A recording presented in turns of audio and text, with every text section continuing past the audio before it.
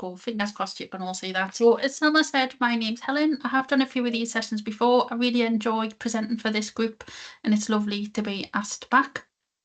So today we're going to take you through RCI Assist. So the aims of the session today really are why we've developed RCI Assist, what it is and how it's evolved. And then I'm going to just go through, I've got some serological cases and I'm just doing it as an example of if you were in your hospital transfusion lab and you were using the tool, how you would use it when you were going through a case. And throughout, I'm just going to ask you for some feedback, please, because this is a project that we're wanting to sort of improve people's working lives in hospital transfusion labs, help with the confidence and things like that, and just standardise referrals. So there's some polls throughout, so I'm going to launch the polls. Hopefully these will work. I will launch these in the chat. I've set everything up, so they should work. So the first question, when it decides to work, is how confident are you in performing your role in blood transfusion? These are all anonymous, and this is just for me, really just to get an understanding of the sort of level of experience in the calls, or we might have some brand new BMSs. You might not be feeling that confidence, but I'm just going to launch that for you now. But it is anonymous. I've got no idea. The results will be shared at the end, but I won't know who's putting this in. So please feel free just to answer this, and I'll just give you a moment just to do that. Is that sharing, Selma? It's just coming up now. Yeah, it's come up.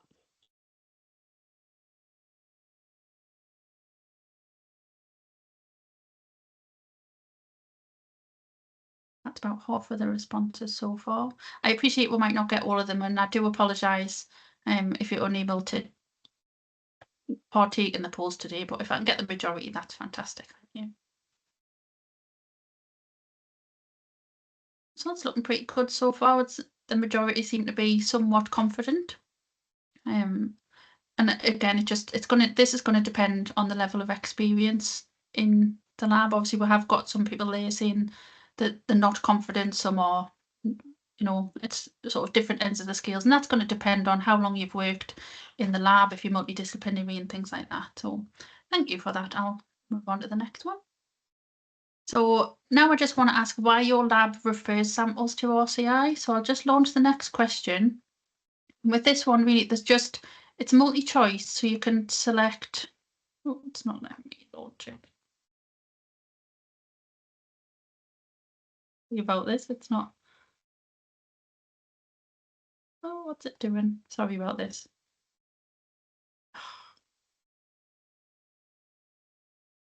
A good start, isn't it?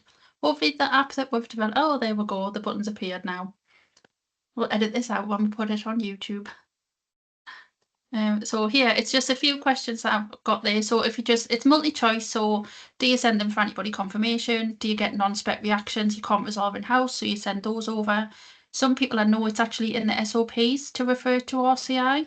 Some you might just want an antibody card, or it might be on SPICE. Could be a lot of your monoclonal antibody therapy patients, DAT pauses. Sometimes people don't know when to refer and things like that. So again, this is really just for my understanding in the project, when I do some data analysis at the end of my project, why people send samples across. Got about 48 responses. I'll just get a few more and then we'll move on. Like I said, these are for me really, so I'd appreciate you taking the time to fill these out. Quite a few non-spec reactions there. Limited panel cells, that's an interesting one actually. And interestingly, staff aren't sure when to refer, so only 1% there. Right, we're up to 85, so I'm going to close that one now. So thank you for that. So now I'm going to take you through why we're doing RCI Assist. So some people on the call may know this, some may not. So I'm just going to assume that nobody knows about it, and then I can tell everyone. So Transfusion 2024 outlined there's an urgent need to strengthen support between the hospital labs and NHSBT, and a lot of this is around ensuring safe provision for patient cares who need a transfusion. Within the strategic plan in Transfusion 2024, it was identified that we need to undertake some integration transfusion services between RCI and the hospitals, and this is about bringing support to the hospitals. I've described it previously as RCI in your pocket. You know, if you just sort of want to have a bit of information from RCI at hand. The RCI services are all about dealing with the weird and wonderful, but their workloads changed considerably in the last few years. Normal routine work's gone up 33% in the last 10 years, and out of hours has actually gone up almost 50%. And we know from the UK TLC survey that there's a lot of challenges with capacity and capability, even in hospital transfusion labs, which has been a key driver for this change. Everyone is under a lot of pressure. It's time to train staff. You know, we all know how difficult things are in the transfusion labs at the moment. So instead of just going, send everything to RCI, it's how can we come and support you in your hospital transfusion lab? So what is RCI Assist? So if you were to go in the Transfusion 24 brochure and have a look, it would say it's a pathway between hospitals and NHS BT that defines decision points for further serological investigation, reduces costs, improves hospital staff capability, and ensures faster patient results. Essentially, it's a flow chart. And I will take you through this in a few pages. So within RCI Assist, there are 19 decision points, and there's also some pop-up information. So when you're processing a sample, it'll sort of guide you as to what point you would refer it to RCI, or if you can actually manage that sample in-house and just help you with the confidence. So we're saying it can act as a guide for less experienced staff. It could be used as a training tool, or it's just providing reassurance, and again, just standardizing the referral process, and it's about those appropriate cases coming across. So this was initially piloted in 2020 between RCI and Newcastle, so that's when I worked there at that time, and Newcastle upon Tyne NHS Foundation Trust. And the plan then was to roll out further pilots. Obviously, we had a pandemic in the middle of that, so it put a bit of a spanner in the works. But I joined this team 2 years ago, and we continued on with the pilot. So that was Pathlinks Pathology Network, which was supported by RCI Barnsley, and then East and South East London Pathology Partnership, which was supported by Tooting. So in the pilot, we gave the lab staff access to RCI Assist. They used that when they were processing the referrals, and we just wanted to see how things were going in the lab. Did using the tools support the staff? So there's a quote there from Kim Garnett and Patricia Richards. I'll let you just read them, but it's basically just saying RCI Assist, you know, it's helping, it's providing a comfort blanket to the staff, it's providing reassurance, it's helping to support confidence, all of the things that we wanted to do when we rolled out RCI Assist. So how it started, so this is the original version of RCI Assist, and this was actually used in the pilots. So you can see it's a paper version. It was printed out in the hospital transfusion laboratories. You'd start at the beginning and you'd just go along with your finger and just go, right, I'm going to answer these questions relating to my investigation. At what point does it take me to? And then you'd eventually reach a point and it'll have a corresponding number. So here I've put number 7 as an example. And then there was a table of information that would tell you, you've reached number 7, what do you need to do with it now? And this one would be where you're unable to get all your exclusions, so it's going to have to go across to RCI Assist. And this is what we did for the pilots, and it worked. But obviously going forward, it's not particularly user-friendly. So we have developed a digital version. So I will show you that. So it's how it's going. So this is what it looks like now. And we've got a fantastic person in our team called Sophie, who has been working on the digital development for us, and has just made an already very useful tool, really user friendly, and it's just perfect. To me, it's perfect for the hospitals. I'm going to go through how we use it, but this is going to be accessed. There'll be a link put into Spice and Obos for you to access it that way.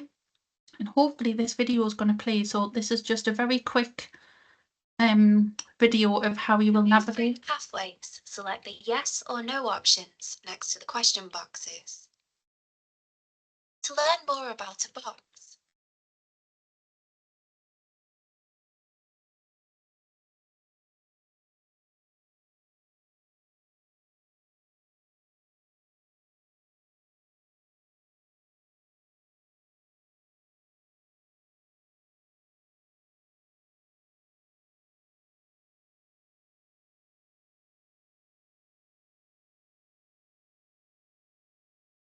So you can see, very easy to navigate your way around, and narrated by the lovely Sophie.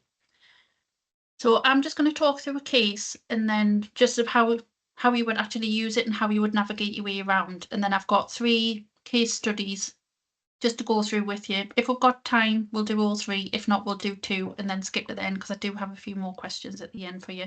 And I'm going to ask you some questions throughout these as we go along, so it'd be great if you could take part in those.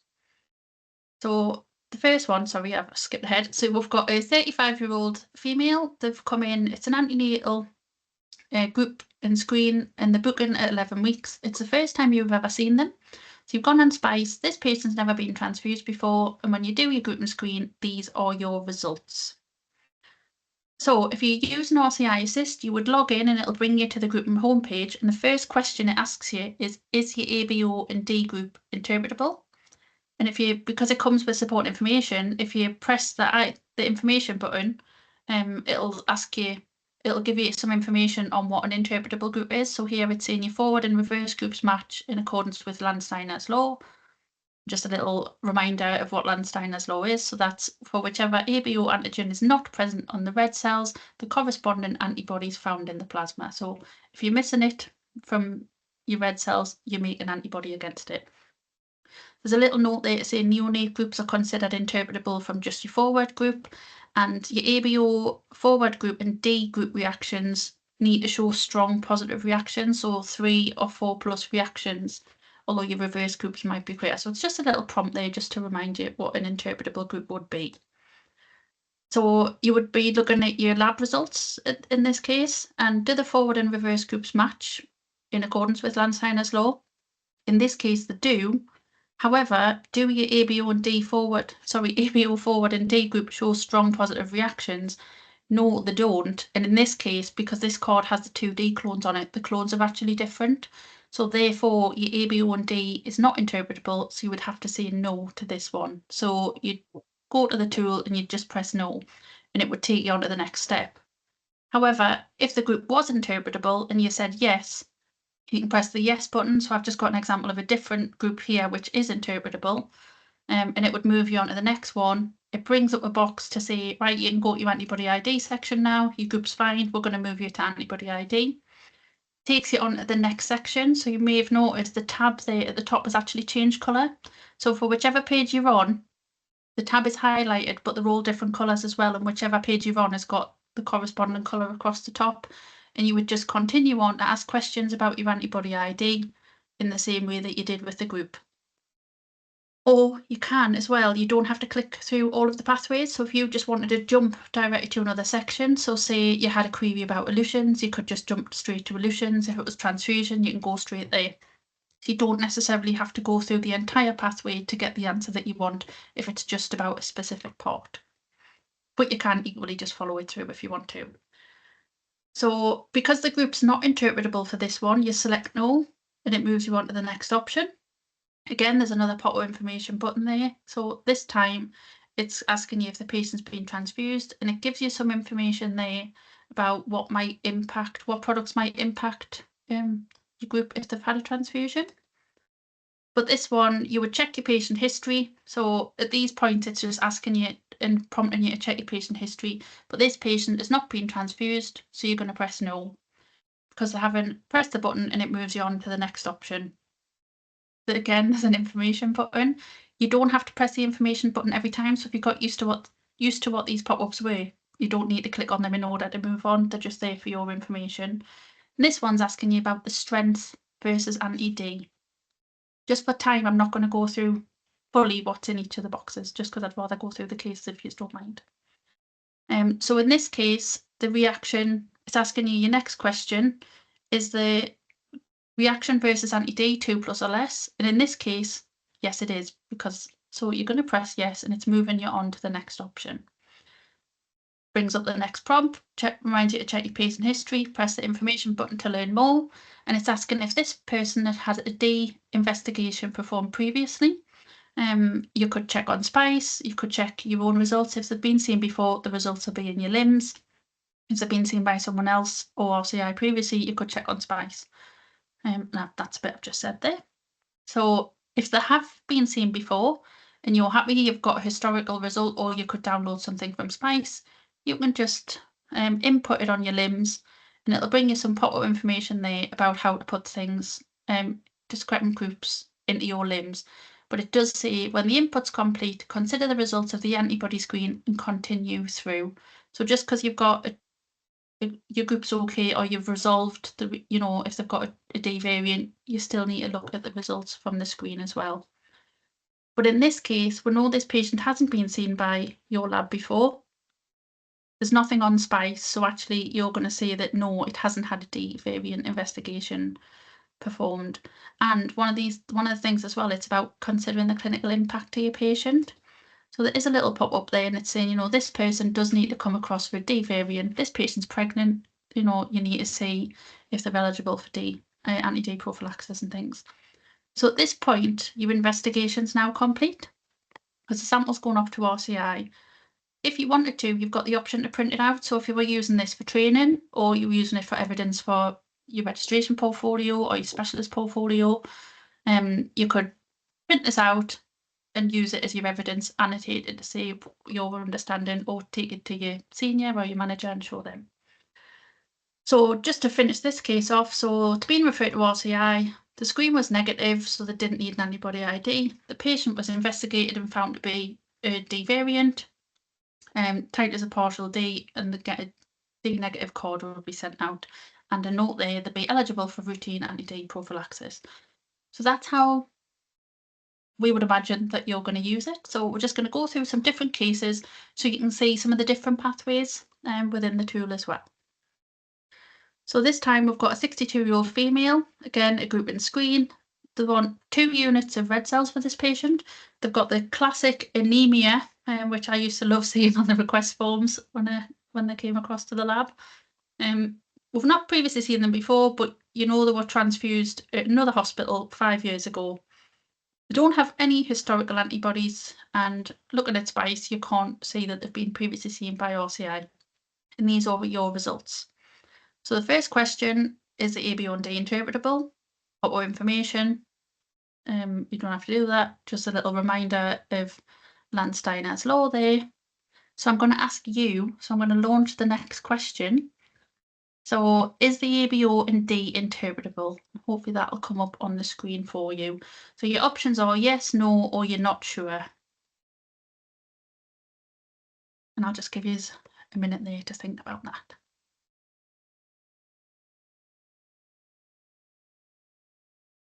And obviously, if you're not sure, that's absolutely fine. Because if this was a training tool and you didn't know if it was, this would be a perfect opportunity to ask your training officer or whoever you were working with in the lab to explain what an interpretable group is. Quite a lot of responses there. So the majority going for yes, and that is the correct answer. So thank you for that. Yes, so yes, it is an interpretable group. Yay, and it matches in accordance with Landsteiner's law, and your group shows strong positive reactions.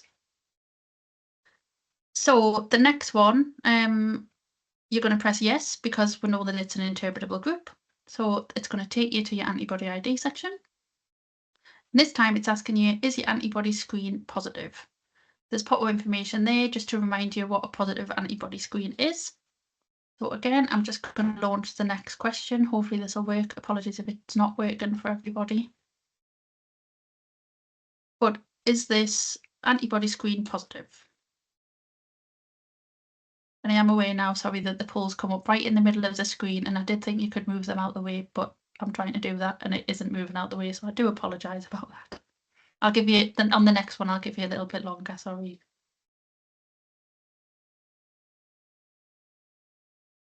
Oh, fab, 100 responses there, with the majority of people saying that that is positive. So yes, so you'd say yes, and then your positive result obtained by IAT, so you have positive reactions within your screen there, so you can see those on using your polymer glutination technology, and you would record your results on your screening panel. So because it's positive, you say yes, and then it's going to bring up the next box for you, and it's asking if this patient has a known antibody. So at this point, it's almost a little check. So you would need to check your patient history here. So there's a pop-up there and it's saying, do they have a known antibody? Has the patient previously been tested and found to have red cell antibodies? You know that this person has been seen previously in another hospital, but actually there's no record of any historical antibodies. So in this case, you're going to say no, and then it's going to move you on to the next prompt. And now it's saying, right, you need to perform a primary panel. Again, pop-up information. So you're going to do a bit of bench work in your lab, perform a primary panel in accordance with your manufacturer guidelines and your local SOPs. So just for the interest of time, because when I've done talks previously, I've gone through how you do antibody IDs, how you do all your exclusions and things, but because I'm wanting to demonstrate the tool, I have just, it's like here's one I did earlier. So you can see there's definitely reactions going on and you've matched the patterns up, you've done your exclusions, and it's looking like a probable anti-BK and anti-M. However, you've not been able to exclude anti-JKB and anti-LUA. So with that in mind, what would you do next? So I'm going to put a word cloud in here. So if you can just pop in what you would do if this was you doing your investigation, what would be your next steps essentially?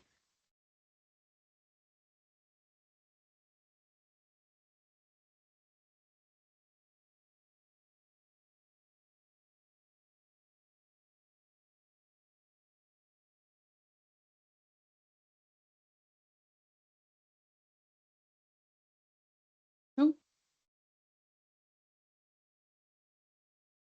I meant to say JKB, Nick. That was me, sorry. That. Sorry, I'm just going back. Is everyone able to type into that? Sorry, because it hasn't worked. Don't know if it's worked as well as it was supposed to. Oh, fab. Brilliant.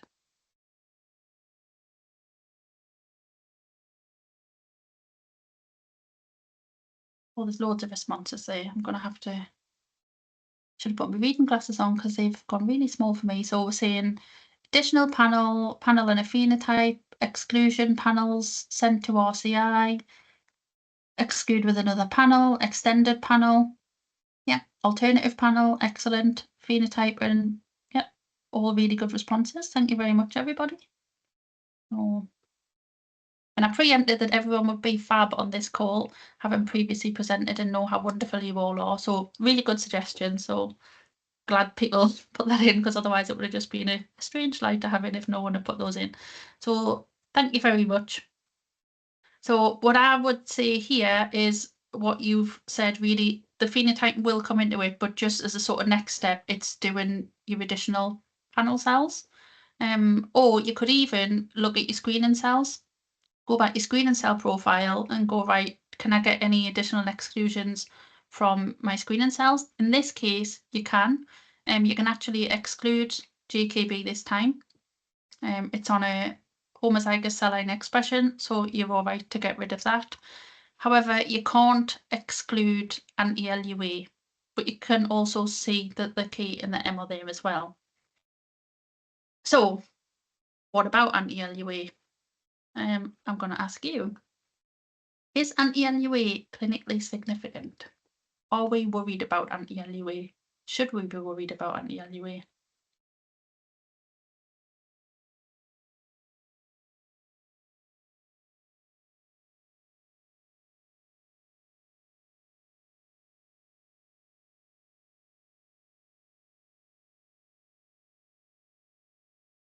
Responses are good there. Some people saying they're not sure, majority going for no.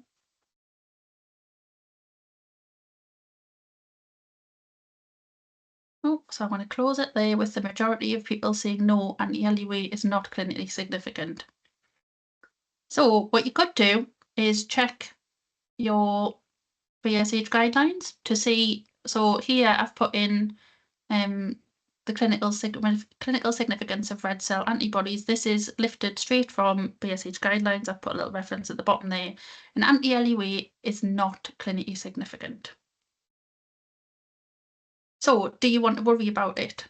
I'm not going to tell you if you need to be worried about it or not. Some people may wish to go on and perform additional exclusions, but you'd have to use MNEG, big K neg cells in order to do that. Or some people may just go, is it clinically significant? So just for information for your panel as well, you can confirm the presence of anti-M because you've got 2 positive examples, 2 negative examples. You can confirm the presence of big K because you have the correct number of inclusions and exclusions. What you wouldn't be able to do though is use this cell because it's positive for both of them. The auto is negative. So like I said there, so we've now said that the anti-K and the anti-M are there. We do need to do some further work, but we'll go through that. But we haven't excluded anti-LUA. So the next question here, has a pan-reactive, so you've done your primary panel, has a pan-reactive antibody been identified? In this case, it's not because it's the anti-M and the anti-K. So you would say no. If it has, if it turned out that this was pan-reactive, which would be quite strange given that your screen wasn't, but it's an option there to refer you on to a different section if you wanted to. But it is going to ask you a series of questions. So I'm just going to skip. So there is a pop-up box here, but I'm just going to make it slightly bigger for you. So when you're using the tool, one of the things it'll say is, have antibodies been identified? Yes, they have. We've identified anti-M and anti-K. Have additional clinically significant antibodies been excluded? Now I'm going to say yes for that because anti-LUA is not clinically significant, but you have excluded your clinically significant ones. Is the patient pregnant? No, because we can see there it's a 62-year-old female. And have they been investigated previously by RCI? No, they haven't. There are some hints and tips in amongst this as well, just when you're performing your investigation. So first one, they know the clinical significance of your antibodies, but what we have done within the tool, there's a link there to your BTEDG guidelines, so you wouldn't even have to leave the tool in order to go and check those if you wanted to. Confirming things, confirming antibodies as alloantibodies by performing antigen phenotyping, which people suggested before.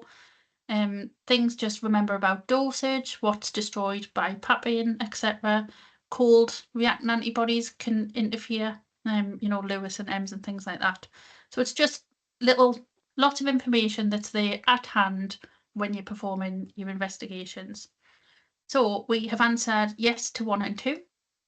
So it'll bring you to that pathway. If you answered differently, depending how you answer it, it takes you down a different path. And wherever it takes you is where you will ultimately need to be for that patient's investigation.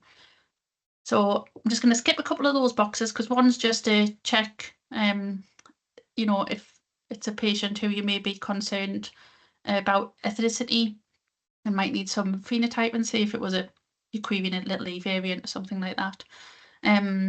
There's an option, you can just refer to RCI at this point if you wanted to, or you can continue on and ask yourselves the questions. So has a patient been transfused in the last 3 months?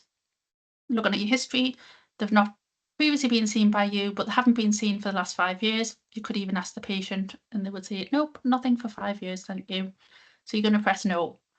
Then it just asks you a few more things about your investigation. So it's the next prompt would be, because they haven't been recently transfused, perform phenotyping, because you wouldn't want to do that on a patient that has been recently transfused. And put more information there about why it's important. So really it's just to summarize, it's just saying, you need to determine whether these are allo or auto antibodies, which would impact your blood selection. There is an option as well here, if you don't perform phenotyping in-house, you could refer to RCI at this point. But if you do, luckily your lab does as well. So you've got some phenotyping results. The patient's M negative and big K negative.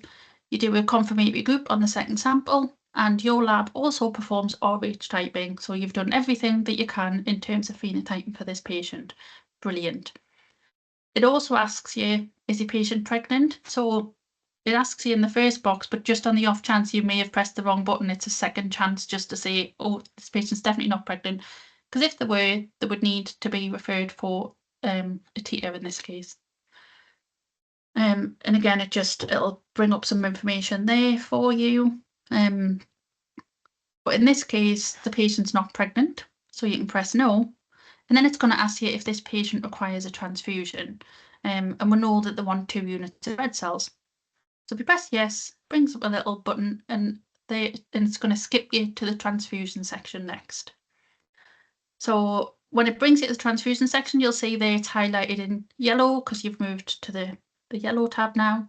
And it's just another quick prompt to check the patient history. And you might be thinking, well, you've already asked me this question, but one, it's a double check. And two, if you just skipped straight to the transfusion page, it needs to ask you this question. So if the patient had been transfused in the last six weeks, it would take you to the elutions page. But this patient hasn't been, so we can just press no. You can move on to the next one. Is a transfusion required? Yes, the 1-2 units of red cells. And press the button and it moves on to the next one. And here it talks about the units that you can select for your patient. But again, this is very much following local procedures and in accordance with BSH guidelines. And there's a link here that you could click if you weren't sure about your blood selection and you wanted to know the clinical significance. Click here and it'll take you to the BSH guidelines. So for this, we're going back to our BSH guidelines. And it's saying you need to select antigen negative for your anti-BK. You need to select antigen negative for your anti-M because it's active at 37 degrees. But for your anti-LUA, it's just cross-match compatible. We didn't confirm the antibody, but if you had done extra cells and confirmed the presence of it, it's still just cross-match compatible by IAT. So we're going to select blood for this patient. You pick out 2 units. You've gone wild and you've said, I'm going to even give RH matched in this case because I've got extra units here. And I've got my RCI head on and we used to RH match everybody. So you're given O, R1, R1, K neg, M neg, and they're lovely and negative, so they are compatible. So you press yes. So here it's prompting you saying, right, you can input this on your limbs now. And again, just a little prompt there to say, when you inputting on your limbs, all is good. Follow your local procedures though. I did see something quickly ping up in the chat there. I know I was going to ignore the chat while I was doing it, but the reason that it's 6 weeks here on this particular section is because that would be the time period where it would have an elution performed on it. We tend to do 3 months for phenotyping, but if they've been transfused in the last 6 weeks, you'd be looking at elution territory. So depending on which information it's after, and that's why we've done it that way. Thanks. So if this was real life and not my little half-an-hour call, which I appreciate it's taking quite a long time today, you would go and have a nice cup of coffee because you've worked very hard, but we're not going to do that quite just yet. So I've got another case for you. This one won't take as long because there's only a couple of polls as well. So we've got a 32-year-old female. It's an antenatal group and screen. They're historically a B neg and a K neg, and they've got a known allo-anti-D and a big E. And this is your results for this. This is the group and screen results for the patient. So again, is your group interpretable? And I'm going to ask you to launch the poll. So is this an interpretable group? So do your forward and reverse groups matter? Sorry, because I was going to give you longer and I didn't. I'm just getting a bit carried away now. I do apologise.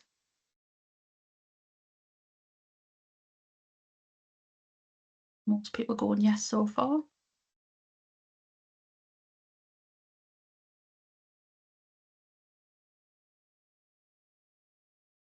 I have to try and remember when I make slides to put the groups over to one side so you can see them when we're done.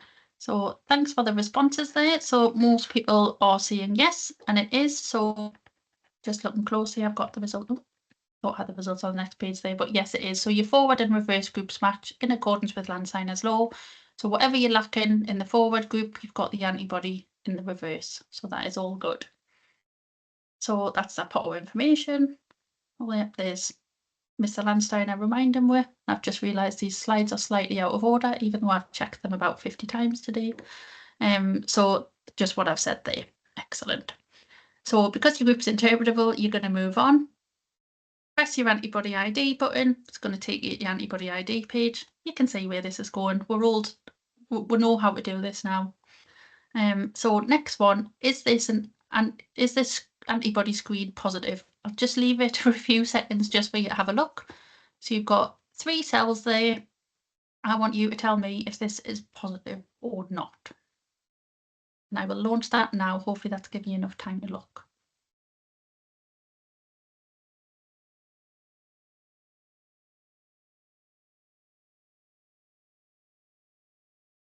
People getting quicker to respond there. Excellent. 90 responses. That was really quick. Thanks, everyone. And everyone's saying yes, so well done.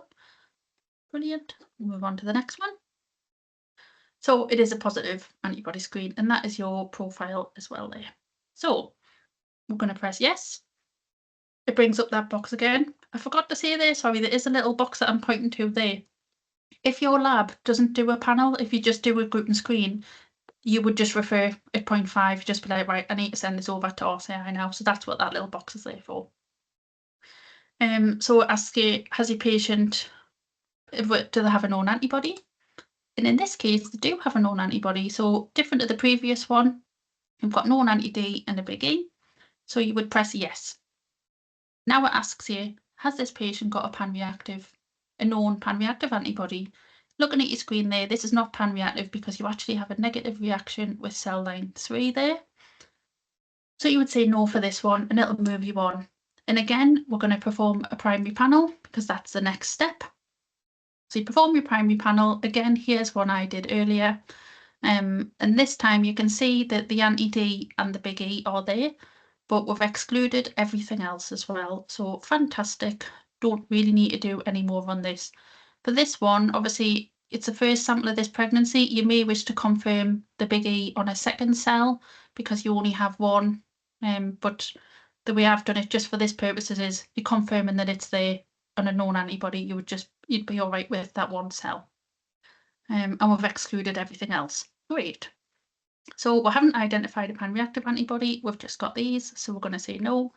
Brings up your little question box again. So we're going to ask those questions again. So have antibodies been identified? Yes. Have additional clinically significant antibodies been excluded? Yes. Is the patient pregnant? Yes, because we know they are. We've got that patient history there. You could have a check if you'd forgotten. And have they been previously investigated by RCI? Nope. Don't know why when they've got an anti-D, but that's the way that I've set this up. So we'll just run with it for now. So because you're answering yes to those 3 questions, this time it's going to take you to the antenatal page. So you'll notice we've got that lovely blue tab running right across the top there, and it's going to ask you about your patient history. So here it's bringing up information where you'll look at the gestation, whether they've had anti-D prophylaxis, etc. So here's just a little bit of information for you, saying it's important looking at your history. Has the patient had anti-D prophylaxis, things like that. Current gestation is really important in case they need, because that's going to dictate when you get repeat sampling and things like that, and also potentially for genotyping. So do the history or the current results indicate essentially your clinically significant important antibodies in pregnancy? So this one, your D, your big C, K, etc. Do they indicate any of these? This one here, there is a little reminder on the bottom there that so if someone has an alloantibody, they're not eligible to be tested under the fetal D screening. So it does just distinguish the 2 there. But it is asking you if the results indicate these, you know that this patient has alloanti-D and big E. So we're going to say yes. Then it brings up the next question, asking if there's a fetal genotype available for this pregnancy. So this is a really important point because depending on the results of the phenotype is going to depend on the investigations that you need to perform on this patient and where it needs to go at what point. So we know that this is a booking sample. So if this is booking, they wouldn't have had any phenotyping or genotyping done. So you're going to say no, but you do need to check that. You may have historical results from a previous pregnancy on file, but it's got to be the results for the current pregnancy. And is the gestation over 16 weeks? And it just so happens that this person is booking and they're 16 plus 2. So the gestation is over 16 weeks. So we're going to say yes. There was some poor information on there. Sorry, I got a bit trigger happy with the button. So it's just ensuring that if you are sending your patient off for any genotyping, that it's the correct gestation. If you send it too early, we wouldn't be able to test it and that sample would have to be rejected. So it's just a little prompt there to make sure that the correct gestation for this test. So you're going to say yes, they are. So this sample, it needs to go to RCI and IBGRL. So even gives you a bit of advice there on what samples you would need to send and why, depending on the gestation, which we know is correct. So you would fill out the forms, you'd send one off to RCI and one off to IBGRL, and your management of this patient is going to depend on the results of the predicted fetal genotype. And if that was positive, that would depend on the results of your quant and your TS. So have I got time for one more? The next one's probably only going to take about 5 minutes, and then I've got a couple of questions for you, and then hopefully we'll have time for questions at the end. So I'm going to say yes. So the final one, we've got an 84-year-old male, group and screen. They want 2 units. They've got autoimmune hemolytic anemia. They're a known B-neg, not seen by RCI in 2022. They've had an extended phenotype done previously. They've got an allo-anti-JK, which if anyone's done my talks previously, that's my favourite antibody, weirdly for some reason. And they also have a pan-reactive autoantibody. And these are your results. So you know what's coming here. So is the group interpretable? Pop-up information. Mr. Landsteiner, they remind him about his law. So is this group interpretable? So I'll give that a few seconds for you, and then I will launch the poll. So just have a quick look. May look slightly different to the previous one. Just have a think about that. I'm going to launch that for you now. So is this an interpretable group?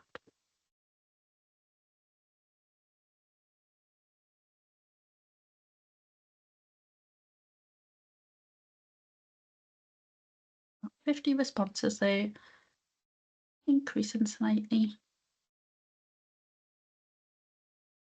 Going to just give it another few seconds. Fab. The majority of people are saying yes. So we'll move on. Hopefully I've got the slides in the right order this time. So Mr. Landsteiner is looking a bit confused here and he's thinking, well, where has my reverse group gone? But actually this is a short group. So this is a confirmatory group. So the reverse group doesn't need to be included. So that's why it's just the forward part of the card. So you have strong reactions in your forward group there. That is fine. You've got clear-cut negative reactions as well. And because it confirms and matches the historical result, you can actually use a short group in this instance. So you're saying yes, moves you on to your antibody ID. And now we're going to have a look at the antibody screen. Is this a positive antibody screen? I'll just give you a moment to look at it and then I'll launch the question.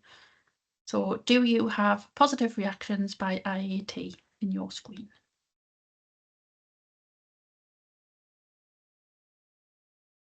Now we'll launch that for you now. Give it a few seconds.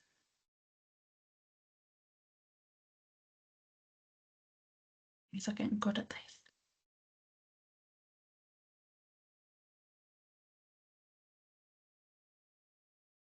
Fab, excellent. Great responses, everybody. Thank you very much.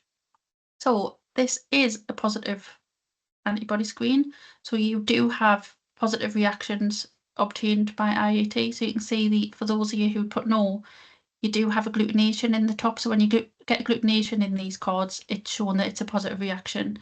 And they're actually very strong in this case as well. You've recorded those on your panel. So yes, is a positive antibody screen.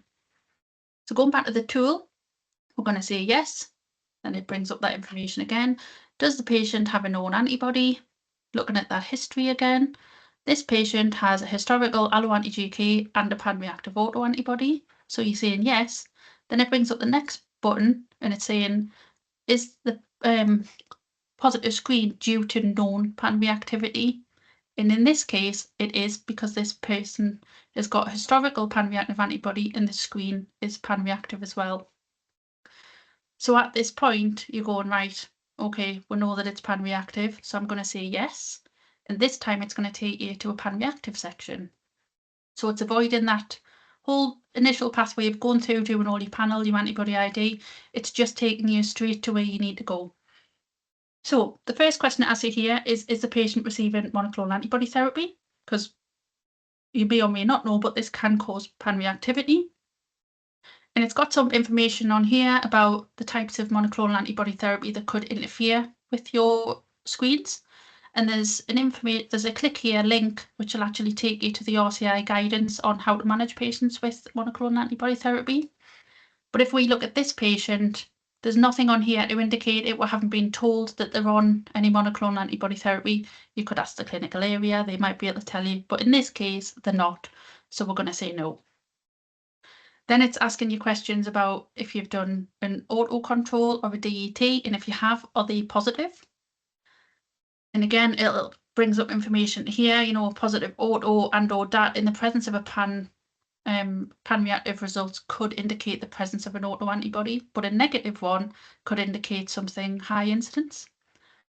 Or you've even got the information about specifying your DAT results and things like that. And depending on the answer, it's looking like it's going to go to RCI either way, but distinguishing whether it's pan-reactive autoantibody or high incidence can help RCI with the investigation as well.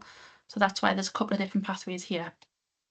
So we're doing auto and it's positive, and we're doing DAT and it's positive for IgG and in this case C3D as well. So the DET is positive. So you go back to the tool, you go, yep, auto control and or DAT is positive. You press yes. And this time it's saying, right, no messing around here. This is looking like positive and it's looking like a pan-reactive antibody. The patient's got a historical antibody. Please don't waste any plasma. You don't need to do an antibody ID. You've done your screen, your DAT. That's enough for us. Send to RCI. So you would refer it over, let them know that we think this is pan-reactive, and RCI can perform alloabsorptions to see if there's any underlying alloantibodies.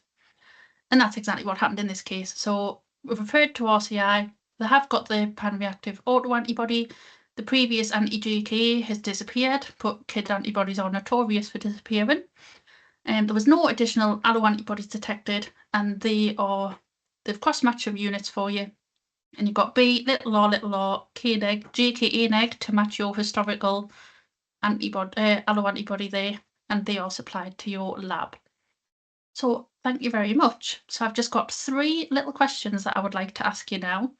I'll launch the polls for you, and I would really appreciate if you could just answer these. So do you think using RCI Assist will help to improve your understanding of the referral process? Like I said, these are anonymous, so you can be as honest as you like. That is fine, thank you. Oh wow, that's not really good. Thank you very much, everybody. Looking fantastic. So, you know, 86% of people saying that will help. That's really good. Thank you. And I'm assuming possibly those who are saying no, they may be really confident already and know what to refer. So I've got another question for you. Would you use RCI Assist? So I will launch that. So you can just say yes, no, or maybe. Like I said, if you say no, I'm not going to come and hunt you down. Because it is anonymous, I promise. I can't find out who's done this. Well, that's something really good. Thank you very much. Just give it another few seconds there. Excellent. Majority, really good majority there saying yes. And one final question. If you were going to use RCI Assist, how do you think you may use it? Do you think that you will use it as a referral support tool? So that is how it's been developed. But would you use it as a training tool or a teaching aid? And that is actually some of the feedback we've had from the pilot sites. Or would you use it to improve either your own confidence and provide reassurance to yourself, or even just to provide it within your team? And you can select multiple for those. You can select more than one answer.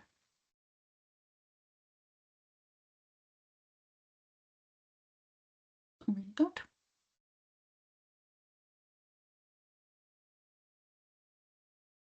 Excellent. So everyone's kind of using it the same way, really, which would be really good. That is fantastic. And that is it from me. I just have some final acknowledgements before we've got 5 minutes for questions. So Alex Hogan, who the this consultant clinical scientist trainee in Newcastle, developed the original tool. And I've been working with Alex on this project.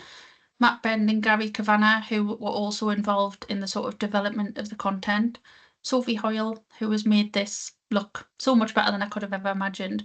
But just a huge thank you to all of the staff in the hospital. So anyone from Newcastle or Pathlinks, East and South East London, and the labs, the RCI labs that supported those as well. So Newcastle, Barnsley and Tooting, because we can't do this without you. The feedback's been incredible. And anyone else who just took time to review it, who's me testers and things like that. Big shout out to Heather Clark, who's been fab in supporting me in rolling this out. And Transfusion 24, RCI and the digital learning. Thank you. So any questions, I'm all yours now. Thanks. Wow, thanks, Helen. That was brilliant, as Thank we you. had expected. I didn't know if I would get through everything they asked. I spent a bit too much time at the beginning. There's a few questions in the chat. So the first one is, where can we look for this RCI Assist and how to use it? So when it goes live, it's going to be, there will be a link in Spice and Obot. I have been putting some awareness sessions on for the hospital transfusion community. There is a one tomorrow at 2 o'clock. If anyone wants to register, I'm sure I can pop the link in the chat here. We're hoping that it's going to be launched. It's going to be, I would say realistically, sometime between April and July. We'll just have to finish doing like the final quality checks and things like that. Any training materials that I develop, I will actually roll out some training to the lab. So I'll be putting some training sessions on so we can share them. They'll be coming around via the update. We could even, I'm sure Selma, you wouldn't mind promoting those on behalf of the team. Of course, yeah. And I'm developing training materials and things like that. So this is something that we're planning to roll out, and we'll be hosting training sessions for you. We have even said if you want some face-to-face sessions with your team, we can come and do that as well. That's brilliant. Thank you. I hope this answered the question. So somebody said this would be an amazing resource for students. Is there any way for them to access it? At the moment, no, but some of the feedback that I have had is that it would be really useful for university students. And we are now talking, so originally when this was rolled out, it was just going to be a tool for hospital transfusion lab staff. But because it has that educational element towards it, we are actually working with the Transfusion 24 education team. We're considering putting it on the PITS and SPITS courses, and where its final location lives, it's sort of geared towards the future that we might be able to share that with universities as well. So fingers crossed.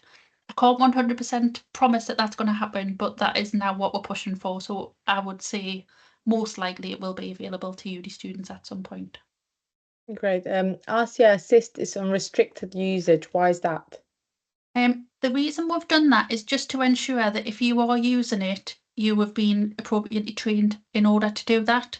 Because if you weren't sure how to use it and nobody had told you how to use it and you used it incorrectly, you could inadvertently harm a patient.